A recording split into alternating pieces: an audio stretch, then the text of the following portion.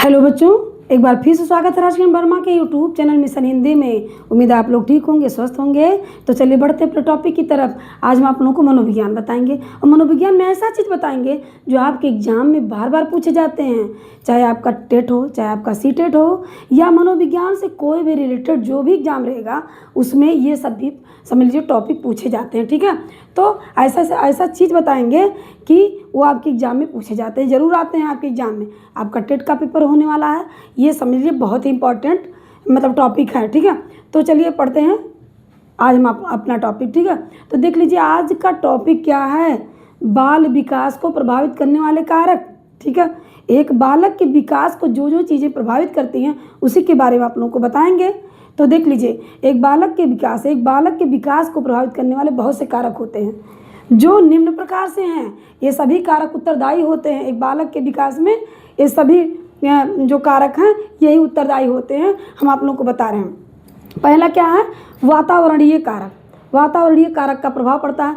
बालक जिस वातावरण में रहता है, अगर बालक स्वस्थ वातावरण में रहता है तो वो स्वस्थ बालक उसका मानसिक विकास, शारीरिक विकास सभी बहुत अच्छे से होगा। ठीक है, अगर वही सकारात्मक वातावरण में नहीं है तो उसका विकास कभी नहीं अच्छा हो सकता है। नकारात्मक उसका अगर वातावरण रहेगा तो नकारात्मक चीज़ें उसके मन में आएंगी, उसका शरीर और उसका दिमाग बिल्कुल विकसित नहीं हो सकता है।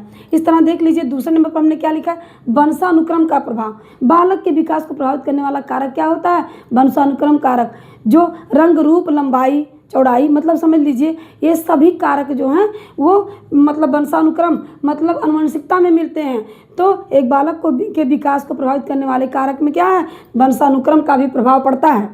फिर क्या है हमारा, अंतःस्रावी ग्रंथियों का प्रभाव। अंतःस्रावी ग्रंथियों का प्रभाव, ठीक है, तो देख लीजिए अंतःस्रावी ग्रंथियाँ, जो भी स्राव होगा अंतःस्रावी ग्रंथियों से, उससे बालक के विकास बालक के विकास के ऊपर समझ लीजिए प्रभाव पड़ता है। इसी तरह देख लीजिए रोग तथा चोट का प्रभाव। एक बालक के विकास को रोग तथा चोट प्रभावित करता है। दूसरे में हमने क्या लिखा, और उसके बाद हमने क्या लिखा है, बुद्धि का प्रभाव। बुद्धि का भी प्रभाव पड़ता है बालक के विकास में। और फिर देखिए लैंगिक भेदों का प्रभाव, ये बहुत बड़ा कारण बनता है बाल विकास में।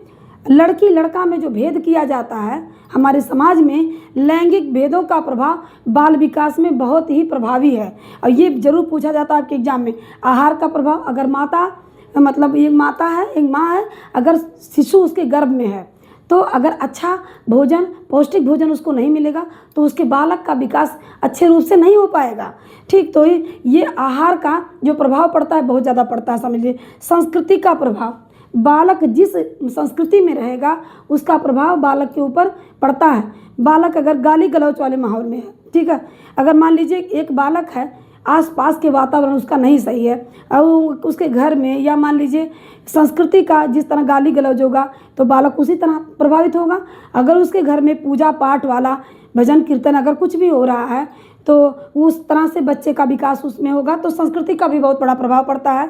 अंत में हमने क्या लिखा है, पारिवारिक परिस्थितियों का प्रभाव। एक बालक के ऊपर जो पड़ता है पारिवारिक परिस्थितियों का बहुत प्रभाव पड़ता है। अगर बालक के घर में है तो समझ लीजिए परिस्थितियों का बहुत बड़ा प्रभाव एक बालक के ऊपर पड़ता है।